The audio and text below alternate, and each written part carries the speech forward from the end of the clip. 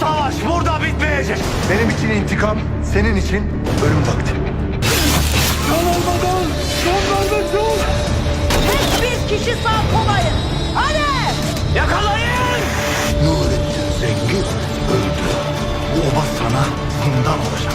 Bu ispat olan yaşadığına dair.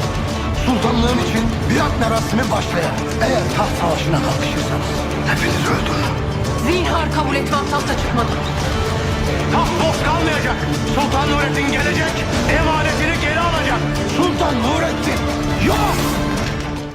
बिस्मिल्लाहिर्रहमानिर्रहीम अस्सलाम वालेकुम। वज़ीर सामीन, सलाहुद्दीन अय्यूबी की किस्त नंबर 18 का पहला ट्रेलर आ गया है। जैसा कि हमने आखिरी किस्त में देखा था कि सुल्तान नूरुद्दीन जंगी बुरी तरह जख्मी होने के बाद आखिरी सीन में वो दरिया में गिर चुके थे, जबकि सलाहुद्दीन अय्यूबी भी जख्मी होकर ग्रेगर और इब्राहिम की गिरफ्त में आ गया है। दूसरी तरफ सलाहुद्दीन अय्यूबी के साथी भी दुश्मनों के जाल में बुरी तरह फंस चुके हैं।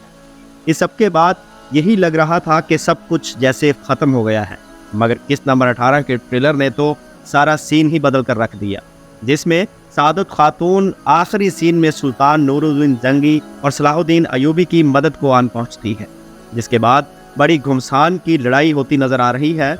मगर सादत खातून के आने से पहले सुल्तान नूरुद्दीन जंगी बुरी तरह जख्मी होकर दरिया में गिर चुके थे।